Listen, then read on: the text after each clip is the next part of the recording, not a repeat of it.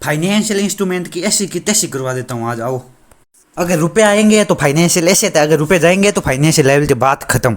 ठीक है। अब इक्विटी इंस्ट्रूमेंट क्या होता है? अगर fix number of share issue करेंगे, क्या fix number of share issue करेंगे तो वो इक्विटी इंस्ट्रूमेंट है।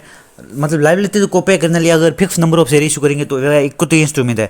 अगर लाइबिलिटी को सेटल करने के लिए variable number of share issue करेंगे तो वो फाइनेंशियल लाइबिलिटी है।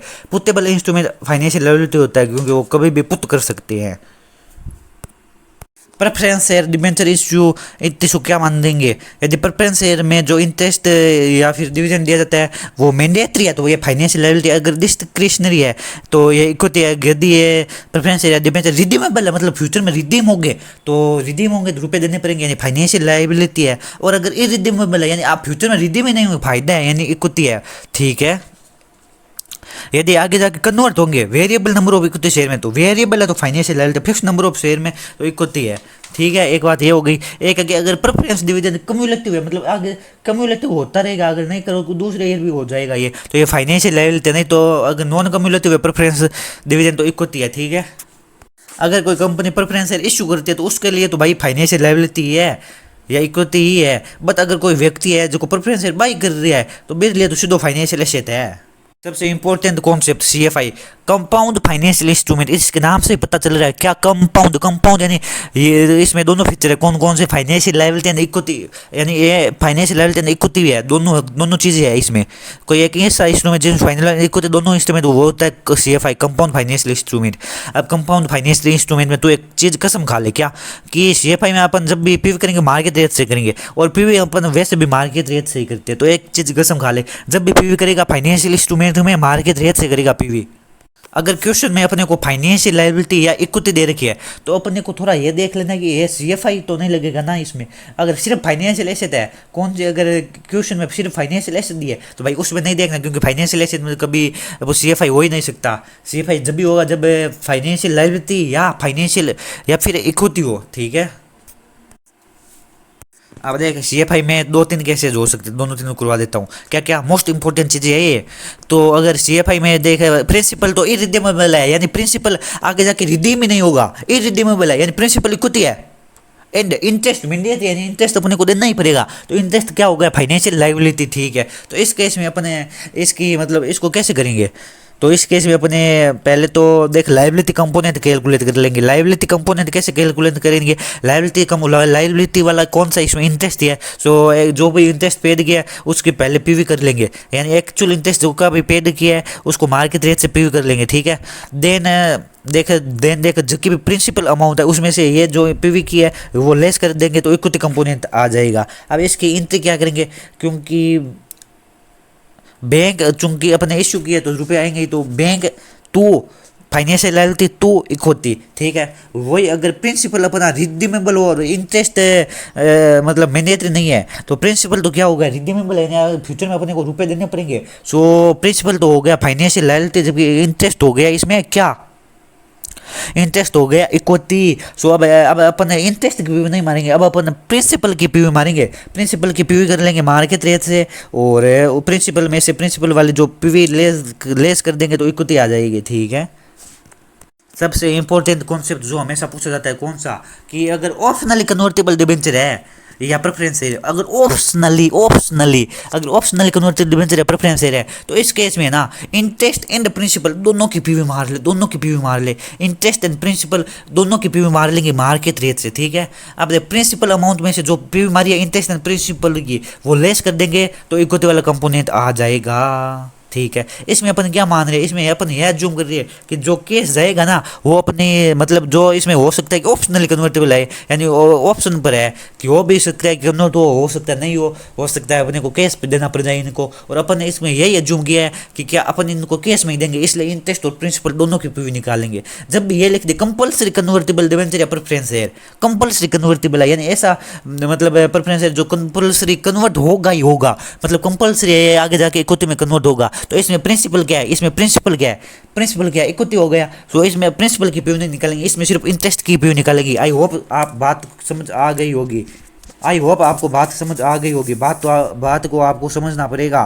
देख आप दो मेथड है, फाइनेंशियल एसेट और फाइनेंशियल लायबिलिटी। सो इनको मेजर कैसे करेंगे? इनमें एएमसी लग सकता है, एफवीटी ओसीएल लग सकता है या एफवीटी पीएल लग सकता है। देख अगर मेच्योरिटी तक अपन होल्ड करेंगे तो अमोर्टाइजेशन कॉस्ट मेथड लगेगा, यानी एसीएम लगेगा, ठीक है। अगर मेच्योरिटी तक होल्ड नहीं करेंगे तो एफवीटी ओसीआई लगेंगे, बार बार ट्रिक देंगे, बेचेंगे, ट्रेड करेंगे, यानी एफवीटीपीएल लगेगा, ठीक है। वही अगर फाइनेंशियल लायबिलिटी है तो इसमें एफवी ओसीआई मेथड लगेगा ही नहीं, इसमें केवल कौन सा मेथड लगेगा, एसीएम या एफवीटीपीएल मेथड ही लगेगा, ठीक है। ट्रांजैक्शन कॉस्ट का फंडा समझा देता हूँ। ट्रांजैक्शन कॉस्ट देख, ट्रांजैक्शन कॉस्ट ए दोगी किस में, फाइनेंशियल एसेट में, ए दोगा एसेट में, और फाइनेंशियल लायबिलिटी में अल लेस होगा, फाइनेंशियल लायबिलिटी में लेस होगा, ठीक है, अल एड, ठीक है, लेस होगा, ओके। अब देख फाइनेंशियल एसेट के केस में, फाइनेंशियल एसेट के केस में एसीएम मेथड में दो चीज़ें हो सकती है। एसीएम में देख, एसीएम में दो चीज़ें हो सके, एक हो सके कि एसीएम जो को मार्केट पर हुआ, एक हुआ मार्केट पर कौन। एसीएम में दो चीज़ें, मार्केट पर हुआ या मार्केट पर कौन। अब अगर मानना मार्केट पर, अगर ईआईआर दे दी तो मानना मार्केट पर है, और अगर ऑफ मार्केट पर कद माना, जब मार्केट रेट दे दो, जब मार्केट रेट दे दे तो ऑफ मार्केट पर माना, उल्टी कर दिया तो उल्टी है बात, कहीं कि ऑफ मार्केट पर कद माना अगर मार्केट रेट दे दी, और अगर मार्केट पर कद माना जब मार्केट रेट कौन दी, यानी ईआईआर दे दी तो मार्केट पर मान ला। आई होप तुम बात समझ आ गई हुई, ठीक है। अब देखे मार्केट पर है तो मेरी अकाउंटिंग क्या हुई, अगर मार्केट पर है तो मेरी अकाउंटिंग क्या हुई, बिना आप अकाउंट करा देखे ट्रांजैक्शन प्राइस पर, ट्रांजैक्शन प्राइस क्या निकाला, जगह ओरिजिनल आप इन्वेस्टेड मनी है, क्योंकि इनमें आप इन्वेस्ट ही कर रहे हैं, क्योंकि आप फाइनेंशियल एसेट है तो ओरिजिनल जगह इन्वेस्ट कर ₹2 प्लस प्लस प्लस ये में ट्रांजैक्शन कॉस्ट एड हो जाए, ठीक है, प्लस ट्रांजैक्शन कॉस्ट। अब सबसे इसको कैसे मेजर करेंगे, क्योंकि मार्केट पर है तो अपन इंटरेस्ट चार्ज करेंगे ईआईआर रेट से, ठीक है। तो वो एक टेबल बना लेंगे, कौन सी ओपनिंग बैलेंस शीट है और इंटरेस्ट चार्ज करेंगे देंगे ईआईआर रेट से, ठीक है। अब एक ट्रिक बता देता हूँ तेरे को, क्या कि इंटरेस्ट का पेमेंट करेंगे ना, जब इंटरेस्ट को अपन पेमेंट करेंगे, ठीक है, अब इंटरेस्ट को पेमेंट करेंगे तो इंटरेस्ट का पेमेंट तेरे को पता है फेस वैल्यू पर होता है, इंटरेस्ट या डिविडेंड जो भी है उसका पेमेंट तेरे को पता है फेस वैल्यू पर ही होता है, ठीक है, हाँ फेस वैल्यू पर ही हुआ है, ठीक है, फेस वैल्यू पर ही हुआ है, यानी प्रिंसिपल अमाउंट पर हुई, अच्छा प्रिंसिपल अमाउंट पर हुई, इंटरेस्ट तो पेमेंट नहीं वो प्रिंसिपल अमाउंट पर हुई, और इंटरेस्ट रेट बस भी रेट हुई कैलकुलेट कर ला, लेकिन जब इंटरेस्ट ने चार्ज करा नहीं चार्ज तो बिना ईआईआर या मार्केट रेट पर वो कर सका, ठीक है। अब देख, एक हो सकता है कि जो अपना एसीएम हो सकता है कि ऑफ मार्केट पर हो, ऑफ मार्केट पर कब मानेंगे, जब मार्केट रेट दी हुई तो ऑफ मार्केट पर मान लेंगे, और ऑफ मार्केट यानी जब भी मार्केट रेट पर दी हो तो ऑफ मार्केट पर मान लेंगे, और इसमें क्या करेंगे, पीवी करेंगे, फ्यूचर जो भी केस इनफ्लो हो जाए उसकी पीवी कर लेंगे, फ्यूचर में जो भी अपने को केस मिलेंगे उसकी पीवी कर लेंगे मार्केट रेट से, ठीक है।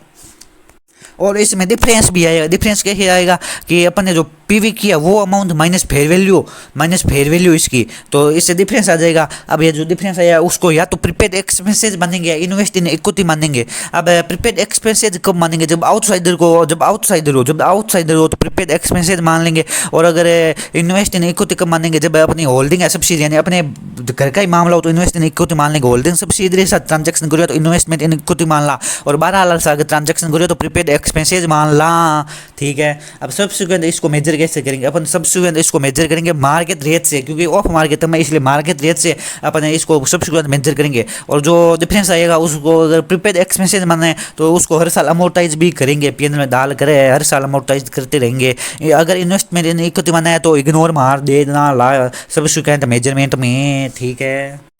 अब आ जा फाइनेंशियल लायबिलिटी में, अगर फाइनेंशियल लायबिलिटी में है दो मेथड हो सकते हैं, कौन सी, एसीएम और एफवीपीएल। अब एसीएम, अगर एसीएम मेथड यूज ले रहे हैं, कौन सी मेथड, एसीएम में, फाइनेंशियल लायबिलिटी में एसीएम मेथड यूज ले रहे हैं, तो उसमें दो बातें हो सकती है, अगेन मार्केट रेट पर हो या ऑफ मार्केट रेट पर। मार्केट रेट यानी मार्केट टर्म पर हो, अगर मार्केट टर्म या ऑफ मार्केट टर्म पर हो सकता है। मार्केट टर्म पर है कब हो मानेंगे, जब मार्केट टर्म पर है ये,